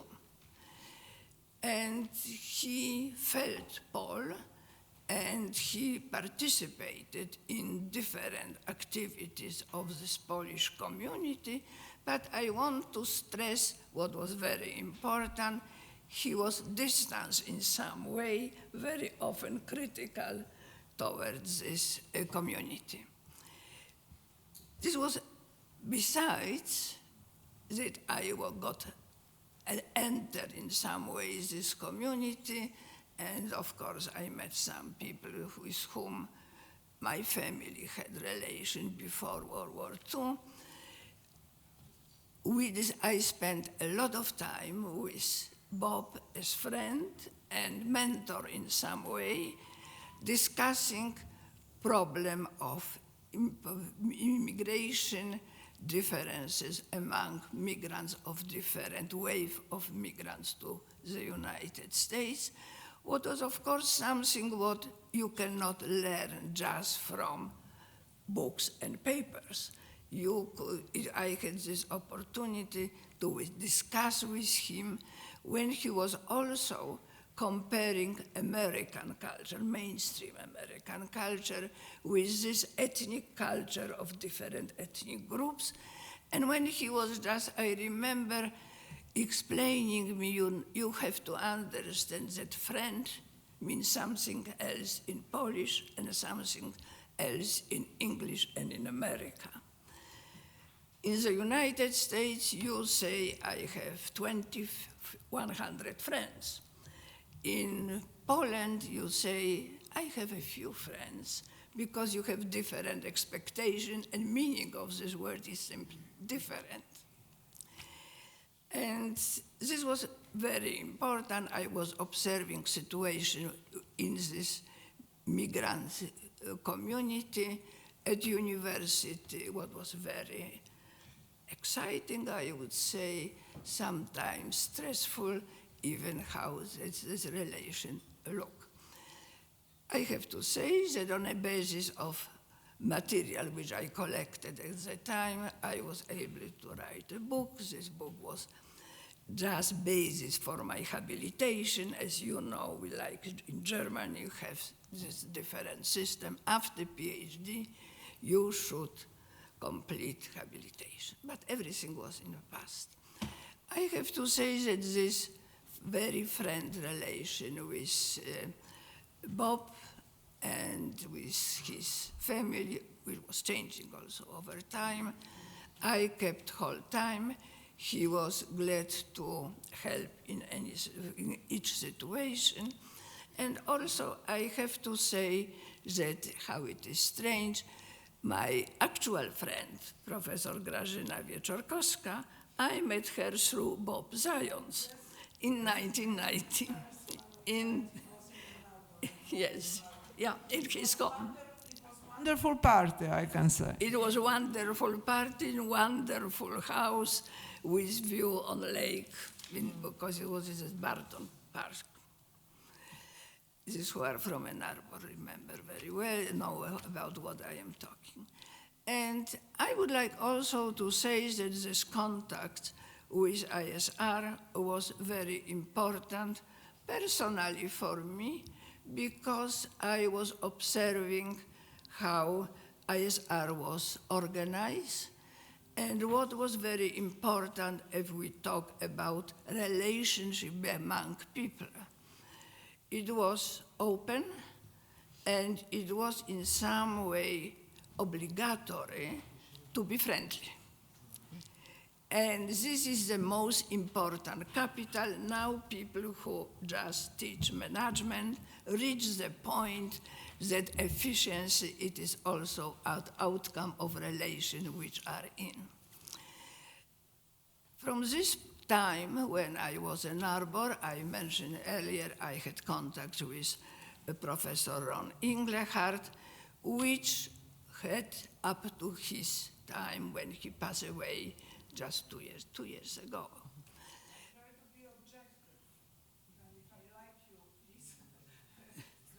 I have to finish, yes, okay, you know, it is Grażyna just. She is nicer to our American friends, less nice in Polish. And therefore, I want to say that our contacts survive, and when ISS was created, about what Professor Janusz Grzelak was talking, we maintained these contacts whole time in the frame of direct cooperation, person to person, or team with other team, and also a number of conferences which we arrange over time. And I have to say that even in this room, we have people who are products of our cooperation. I just want to mention Ania Domaradzka, Director ISS, who spent some time, and more than one, in Ann Arbor. I want also to mention Professor Ilona Matysiak, who also had some part of her CV. It is cooperation with ISR. I just don't want to, because Grażyna will not allow me.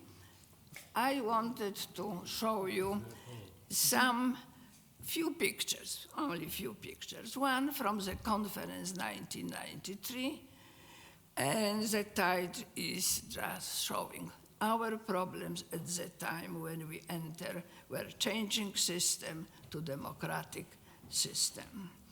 And picture, as you see, it is just Bob talking to Klaus von Beime, well-known German political scientist who also cooperated. It means we were not only limited to the cooperation, it was mentioned also earlier, but with Polish-American, but also involving other people whom we knew from different contacts. And maybe you recognize here, it is Hazel and Krysia, which was Bob's daughter, which was much younger at the time, and also Professor Jacobson, who passed away, Professor Bill Zimmerman from Department of Political Science. And here you see younger Professor Mirek Kofta and Professor Barnes, and of course, Professor Jean Bernstein. And just not to mention all, I am with Bogdan Cichomski, who passed away and was mentioned during our conference here. After some time, they were different conferences. It was another conference which we organized in Poland with people from ISR. Again, Jean Bernstein, Professor James Jackson, who was director of ISR for the time, and Grażyna and her husband, who was also involved in the cooperation, and behind Andrzej Nowak. And from the same conference, you see the same people, also Janusz, Professor Gonzales, who were at the time of attending our conference. And because of my involvement in World Value Survey for years, this picture of Ron Inglehart and some other people from the project. And again, from Qatar, a conference took place in Qatar. And I would like to thank very much.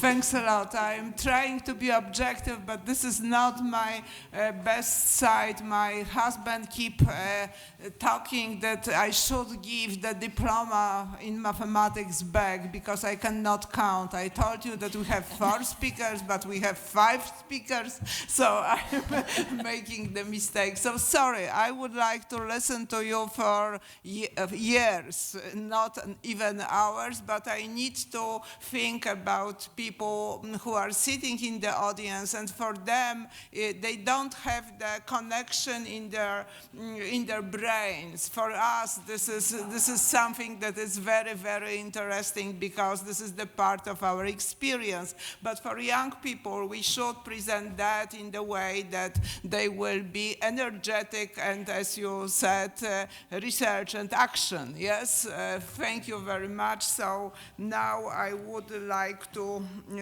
ask Andrzej Nowak, who for sure will be short. Thank you for this brief introduction. And I would like to talk about my personal experiences with Bob Zajonc. And Bob Zajonc was an incredible scientist. He was a great scientist, but also a wonderful person. And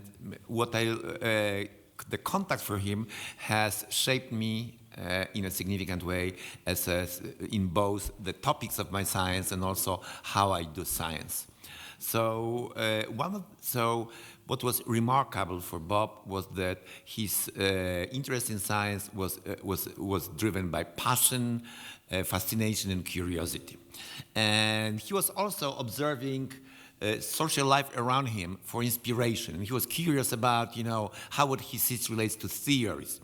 And as an anecdote, one time, because in our computer simulations of social change, we saw the prevalence of clustering of all kinds of things, attitude clusters, beliefs clusters.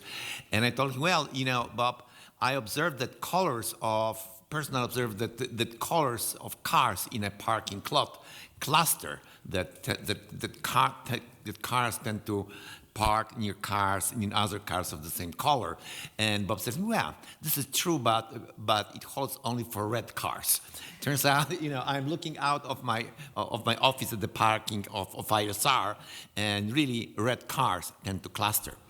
So also, what has, and here I would like to resonate with the today's comment of Jean, what was remarkable for me in all of our conversations with Bob, that he was trying to get at the essence of ideas, to get at, and which really combined with the complexity approach.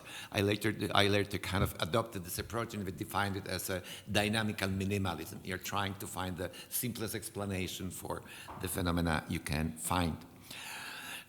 Bob also, the idea of creating an ISS was to create the laboratory or observatory of social life. And Bob was saying, well, you live in a social lab. I mean, you know, what do you see, right? How can you understand what's going on around you? And he defined, you know, the main line of my research that really we're doing till today, which is basically understanding social transition. And we've started this work doing with Maciej Lewenstein, professor of physics, but actually this is something that in different collaboration we're still doing till today. Another line of research had to do with the many times mentioned today, the mere exposure effect. And basically, and the question, we used computer simulations to understand how it's possible that we can recognize the novelty before we recognize the stimulus. And later the talks with Bob about the role of how emotions, the roles of emotions in cognition, it led us to develop models of, I would say, low-level self-regulation or so-called feedback regulation. It's interesting that this line led to, this was done first with Maciej Lewenstein, then for many years Michał Żochowski from University of Michigan, and who actually worked with us at this time in Warsaw on this idea, students of physics. And actually we're just coming back to doing research on the same ideas from a different angle. So I think this still continues. What was also remarkable of Bob was his openness to new ideas. So actually, Bob, you know, Center for Complex Systems was the only part of Institute for Social Studies that was developed in Warsaw that did not mirror the structure of the Institute for Social Research, but later, I mean, this mirroring function was restored as the Center for Complex Systems was created at the University of Michigan. Actually, I was visiting Warsaw and say, wow, maybe it's maybe it's a good idea. And Bob was very supportive for this. So basically, you know, I would say that Bob has really had a formative effect on, you know, on the topics and, you know, and also the way I do science. And I think that for me, meeting Bob was one of the most important things that ever happened to me. Thank you.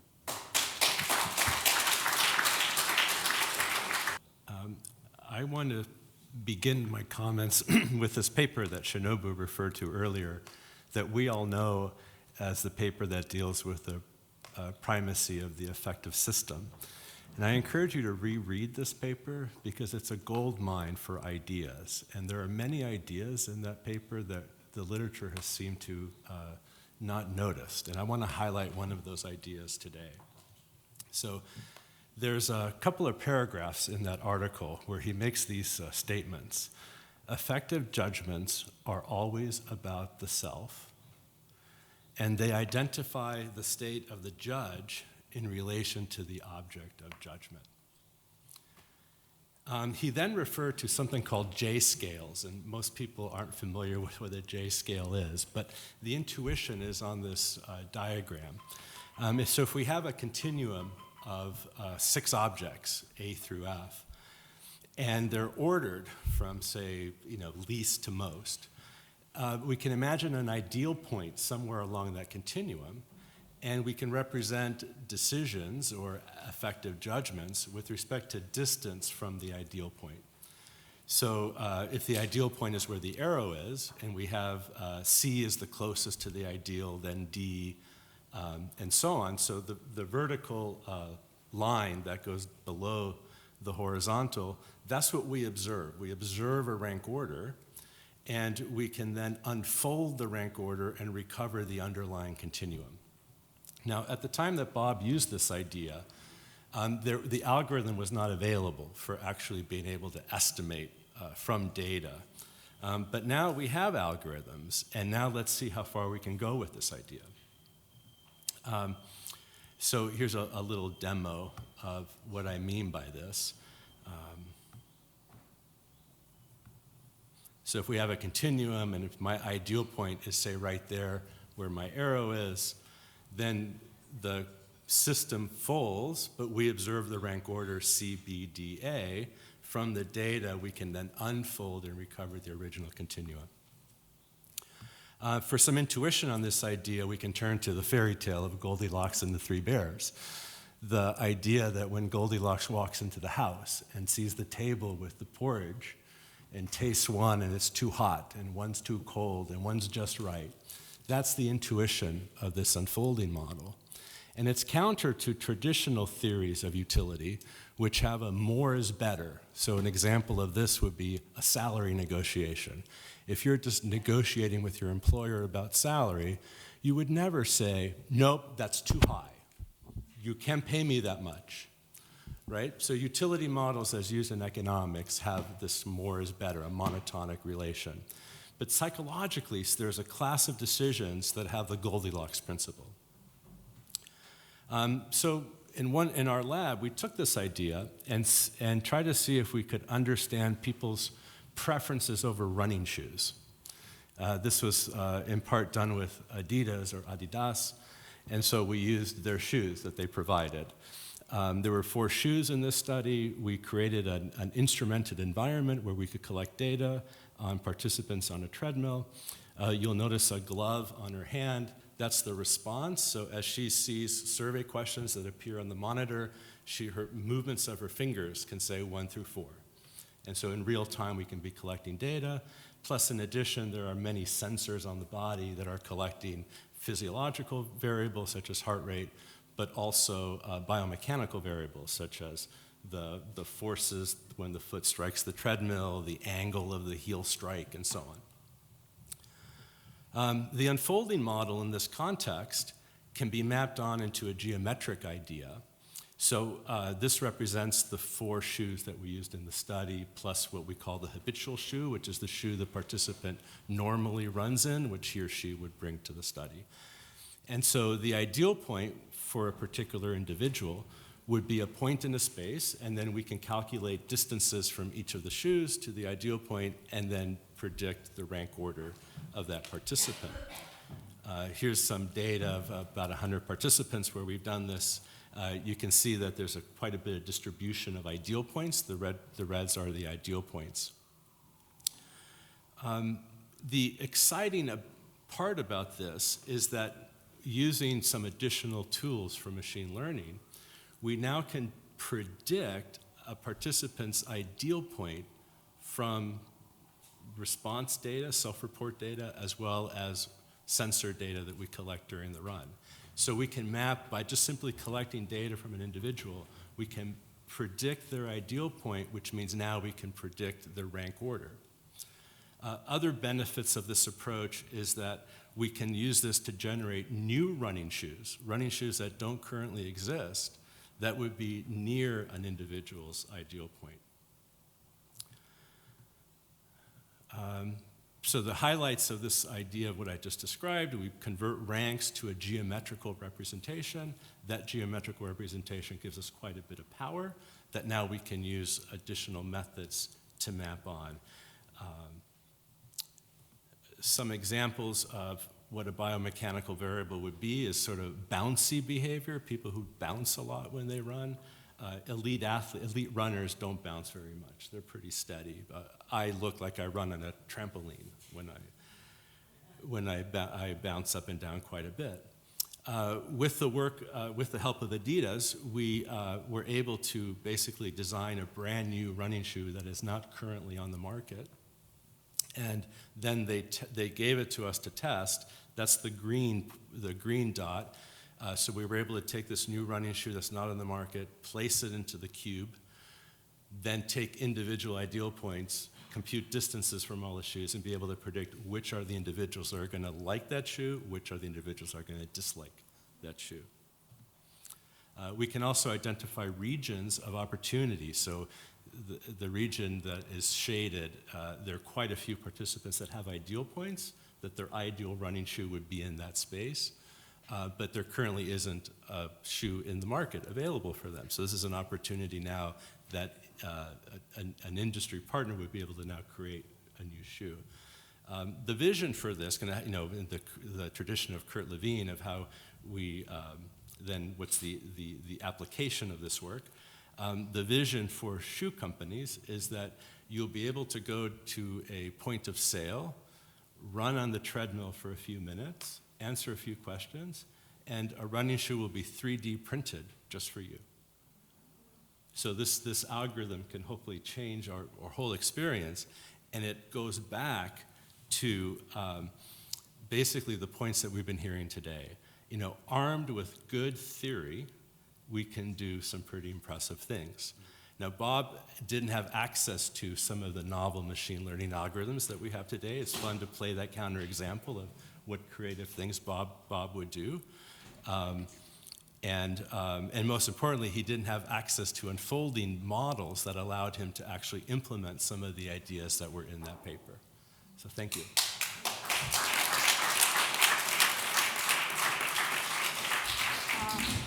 Now I will ask you to stand up for 1 minute of silence for 3 persons that are missing with us today. I am talking about James Jackson, former director of ISR, who was with us in 2010. I am talking about Professor Jerzy Wilkin, who wasn't mentioned, economist who wasn't mentioned, and I am also talking about Bogdan Cichomski, who was the founder of Polish General Social Survey. So please stand up and think of them.